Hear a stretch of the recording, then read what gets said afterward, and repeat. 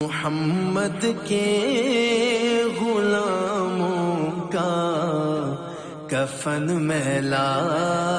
نہیں ہوتا۔ السلام علیکم ورحمۃ اللہ تعالیٰ وبرکاتہ۔ میرے پیارے آقا صلی اللہ علیہ وسلم کے پیارے دیوانوں، حضرت ابن مسعود رضی اللہ تعالیٰ عنہ نے کہا کہ رسول اللہ صلی اللہ علیہ وسلم نے ارشاد فرمایا کہ قیامت کے دن تمام لوگوں میں سب سے زیادہ میرے قریب وہ شخص ہوگا جو سب سے زیادہ مجھ پر درود شریف پڑھتا ہوگا۔ سبحان اللہ۔ میرے پیارے آقا صلی اللہ علیہ وسلم کے پیارے دیوانوں، اہل ذوق کے نزدیک درود شریف کے فضائل میں اس حدیث کے مثل دوسری کوئی حدیث نہیں ہے، کیونکہ رسول اللہ صلی اللہ علیہ وسلم سے کے قرب سے بڑھ کر ایک مسلمان کے لیے کوئی بڑی دولت نہیں، کیونکہ ہر انسان، ہر مومن جانتا ہے کہ دنیا کے کمالات، عروج اور درجات، تمام چیزیں، دنیا کی ساری ترقیات، آخرت کی ساری ترقیات کا دار و مدار حضور صلی اللہ علیہ وسلم کا قرب ہی ہے۔ ایک مثال کے طور پر سمجھاؤں، اگر آج انسان کسی نیتا یا کسی پولیٹیشین یا کسی عہدیدار کے قریب ہو جائے تو وہ کتنا خوش ہوتا ہے،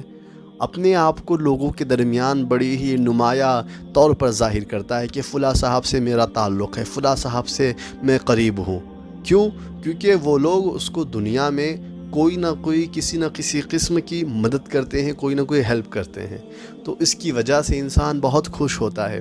اور لوگوں کے درمیان فخر محسوس کرتا ہے۔ تو میں پوچھنا چاہوں گا، وہ لوگ جو بارگاہ نبوی سے قریب ہیں، ان کی خوشی کا عالم کیا ہوگا؟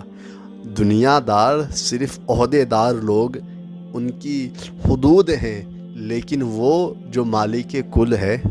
جس کے صدقے میں دونوں جہاں بنائے گئے، اس سے کوئی قریب ہو جائے تو اس کی خوشی کا عالم کیا ہوگا؟ تو اللہ کے رسول صلی اللہ علیہ وسلم کے فرمان کے مطابق اگر ہم چاہتے ہیں کہ ہمیں حضور کا قرب حاصل ہو،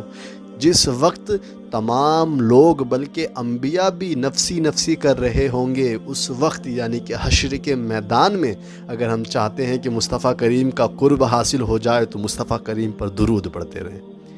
زیادہ سے زیادہ درود کی کثرت کریں۔